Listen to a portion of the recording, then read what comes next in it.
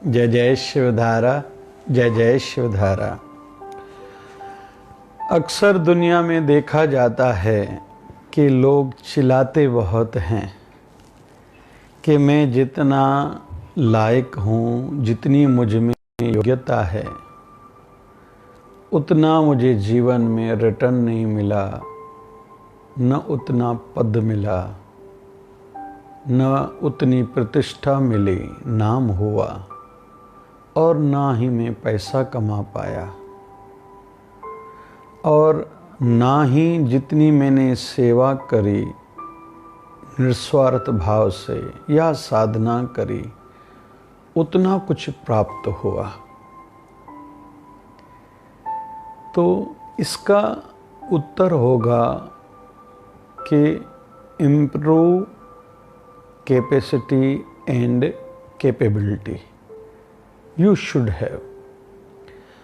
हमको अपनी योग्यता और क्षमता बढ़ानी होगी।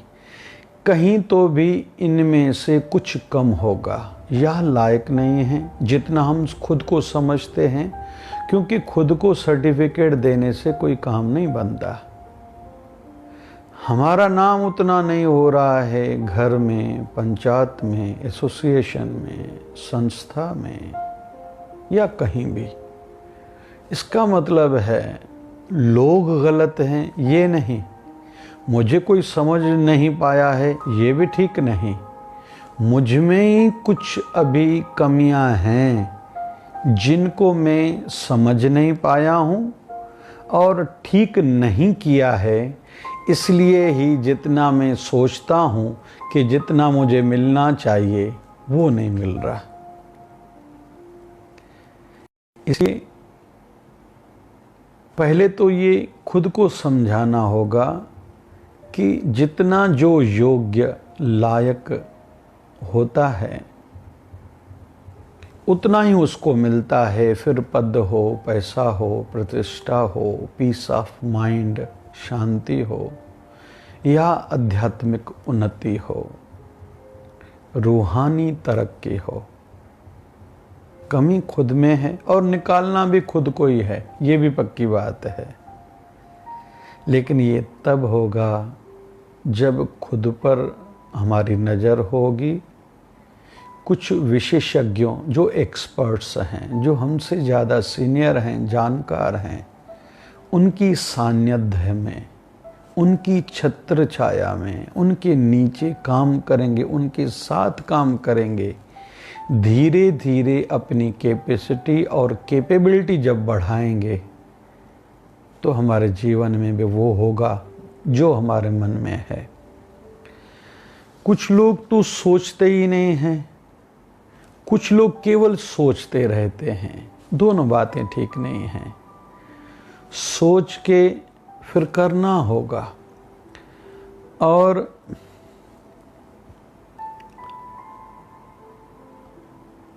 करते हुए जितना फेलियर रेट ज़्यादा होगा उतनी उन्नति की संभावना, तरक्की के चांसेस ज़्यादा होंगे। ऐसा नहीं कि दुनिया में कोई आज हम लोग सक्सेस, सफल व्यक्ति देखते हैं, कामयाब इंसान को देखते हैं तो हमें लगता है कि वो ऐसे ही कामयाब हो गया। हमने उसके पीछे उसकी मेहनत नहीं देखी, उनकी कठिनाइयाँ, तकलीफ़ें, मुश्किल, उनका बलिदान, कुर्बानी को हमने नहीं देखा। उसने क्या क्या त्यागा है।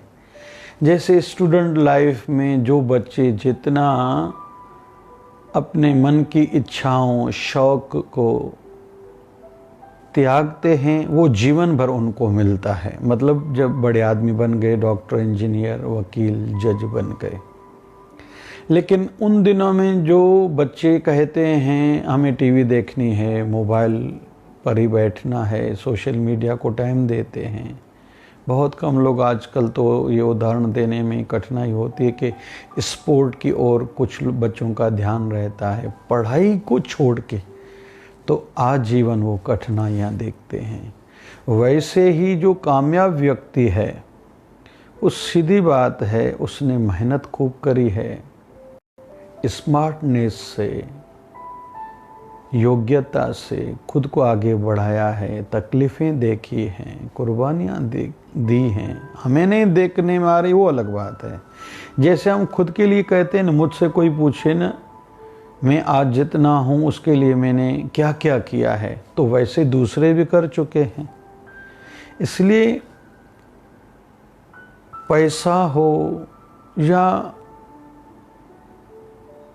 पैसे के साथ हमारी औकात साथ साथ में चलते हैं, या पद या प्रतिष्ठा या पहुँच और हमारी औकात दोनों साथ साथ में चलते हैं।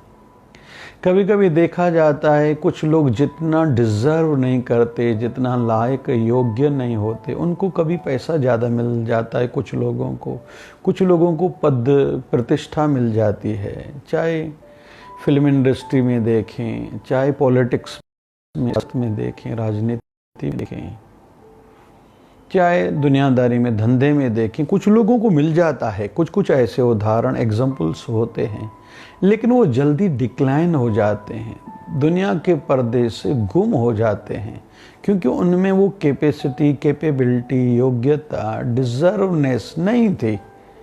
उनको बाय द वे मिल गया था। लेकिन जो डिज़र्व थे भली बाद में पहचाने गए, देरी से दुनिया ने उनकी कदर करी, लेकिन युगों युगों तक वो लोगों की दिलों में रहे हैं। ये बात पक्की है। तो हम, बहुत लोग कहते हैं कि मुझे जल्दी पैसा कमाना या जल्दी पद चाहिए, प्रतिष्ठा चाहिए। अरे भैया, केवल ये चाहने से काम नहीं होगा। खुद की योग्यता को, डिज़र्वनेस को, लायकी को बढ़ाओ। जो आप चाहते हो खुद ही मिल जाएगा। और कुछ लोगों को लगता है हम ज़्यादा काम करेंगे तो ज़्यादा पद पर पहुंच सकते हैं, प्रतिष्ठा पर पहुंच सकते हैं, पैसा कमा सकते हैं, मन की शांति, आध्यात्मिक उन्नति कर पाएंगे। लेकिन ये भी ठीक नहीं है। क्यों और कैसे? कि जैसे एक ही दुकान हो या कंपनी हो, कोई भी हो, उसमें कोई व्यक्ति ऐसा भी है जैसे पियान है, 5-10 हज़ार पर जॉब करता है, पूरा दिन काम करता है। फिर उससे कोई ऊपर है, कोई 10,000 में भी काम करता है, कोई 20,000 रुपये की पेमेंट पर भी काम करता है, और कोई 50,000 की, तो कोई 1 लाख 2 लाख रुपए भी महीने में वहीं उसी कंपनी, उसी धंधे से कमाता है। तो ऐसा क्यों है? ये योग्यता पर आधारित है। उनमें कैपेसिटी, कैपेबिलिटी कितनी है, योग्यता कितनी है। इसलिए we should have improve personality with improve capability and capacity. बहुत लोग काम करते हैं, थक जाते हैं, थोड़ा सफल, सक्सेस, कामयाब नहीं हुए रुक जाते हैं, चिल्लाते हैं, निराश हो जाते हैं, दुखी हो जाते हैं, फील्ड छोड़ के चले जाते हैं, दूसरी फील्ड में जाएंगे, फिर वहाँ सक्सेस ने, सफलता नहीं मिली, फिर और कुछ करने का सोचते हैं। ये ठीक नहीं है।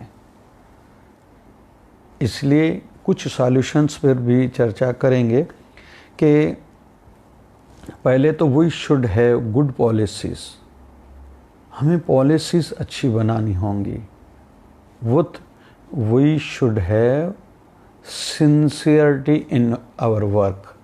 हमें अपने काम में सच्चाई रखनी होगी, लगन से काम करना होगा। बहुत लोग बोझा समझ के काम करते हैं, निपटाने का सोचते हैं, केवल अर्निंग का सोचते हैं, और एक दूसरी दृष्टि से कहें वो एंजॉय नहीं करते अपने काम को। तो जो लोग अपने काम को एंजॉय करते हैं, खुशी से करते हैं, आनंद लेते हैं भरपूर सा, वो सक्सेस भी होते हैं और संतुष्ट, सेटिस्फाई भी रहते हैं। बढ़िया, बहुत ठीक है, सब ठीक है। लेकिन उसकी विपरीत, पैरेलल, हम अपोजिट में देखते हैं। कुछ लोग ऐसे हैं, काम तो करते हैं, हार्ड वर्किंग है, बहुत काम करते हैं, लेकिन सदैव नेगेटिविटी वाली सोच रहती है। मज़ा नहीं है, ये दुनिया, ये महफिल मेरे काम की नहीं है, कितना कुछ नहीं बच्चों के लिए करना पड़ता है, अभी तो थक चुके हैं, अभी तो होता ही नहीं है हमसे। तो ये उनका तन शरीर नहीं थका, बॉडी नहीं थकी है, उनकी सोच थकी है। कहीं तो भी उनको अपने ख्यालों को, विचारों को तराशना होगा।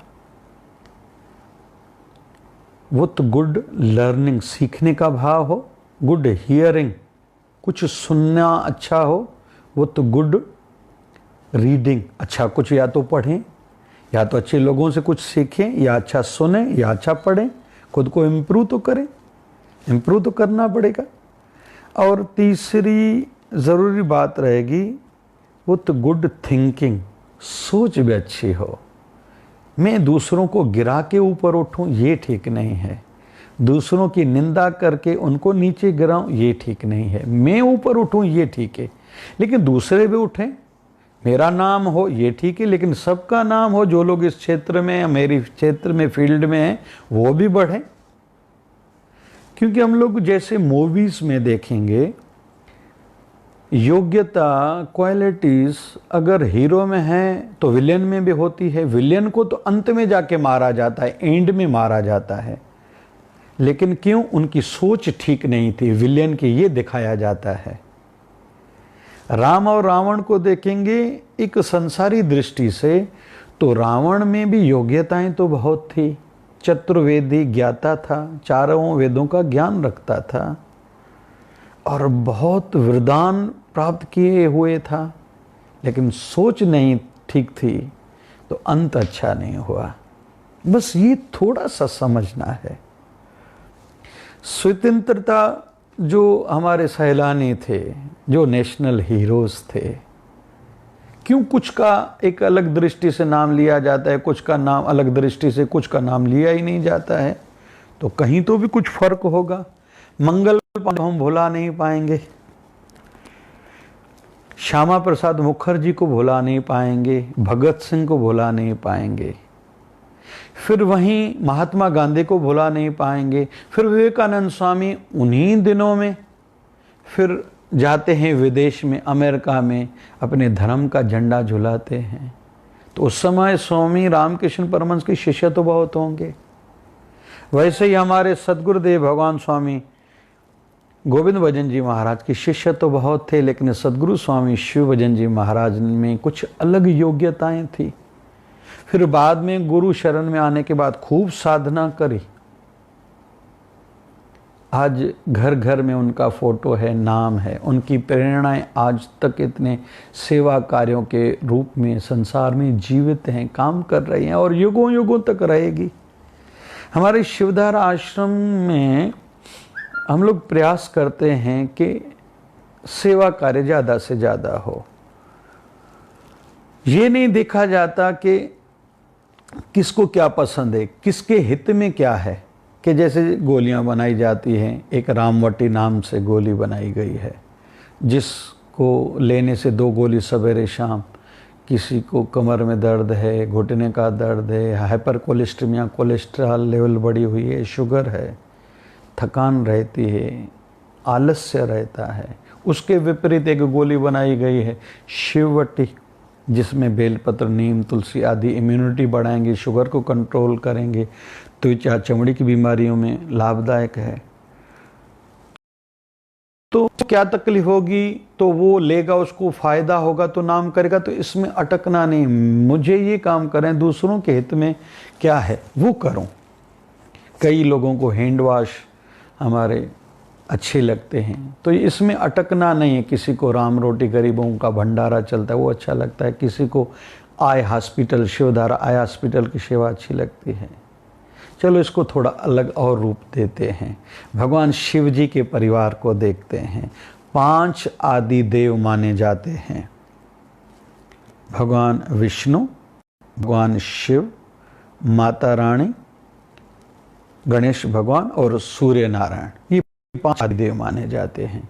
तो 3 देव एक ही परिवार में, शिव जी, माता रानी माँ भवानी एवं गणेश जी।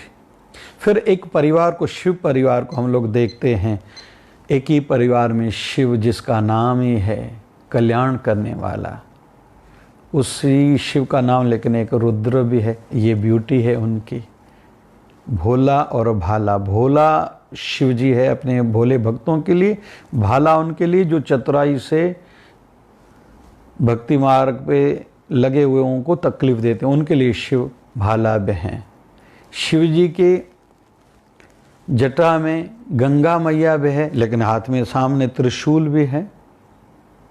फिर हम लोग देखेंगे वाहनों को, बैल भी है, इधर सर्प भी है, तो इधर मयूर मोर भी है एक दूसरे के। फिर इधर सर्प है तो इधर चूहा भी है, तो एक दूसरे के सब विपरीत हैं, लेकिन एक प्रेममय वातावरण है। तो शिव जी का परिवार पूजनीय है। तो कहने का अर्थ है कि योग्यता को बढ़ाएं, कैपेबिलिटी को बढ़ाएं, we should have improve our personality. हमें पर्सनैलिटी को निखारना है। इस बात में न पड़े कि मैं लायक किस चीज़ के हूँ, मुझे ये मिलना चाहिए, मेरा राइट, मेरा हक बनता है, मेरा अधिकार बनता है। नहीं, योग्यता को बढ़ाओ, बाकी सब खुद ही मिलता जाएगा। ये सोचना छोड़ दो मुझे इतने पैसे मिलने चाहिए, नहीं, मैं इतना योग्य खुद को बनाऊं कि मेरी तनख्वाह, मेरी इनकम, मेरी इज्जत, मेरा मान शान, मेरी भक्ति में उन्नति खुद ही हो जाए। चिल्लाने से नहीं, भगवान के पास, हमारे बड़ों के पास कोई अलग सोच वाले से नहीं है, वो एक सबके लिए एक जैसे रहते हैं। ये हम में कमी है जिस कारण हम इम्प्रूव नहीं कर पाए हैं, लेकिन इम्प्रूव करना है तो उसके लिए हमें खुद को योग्य बनाना होगा, कैपेबिलिटी, योग्यता बढ़ानी होगी। जय जय शिवधारा, जय जय शिवधारा, जय जय शिवधारा।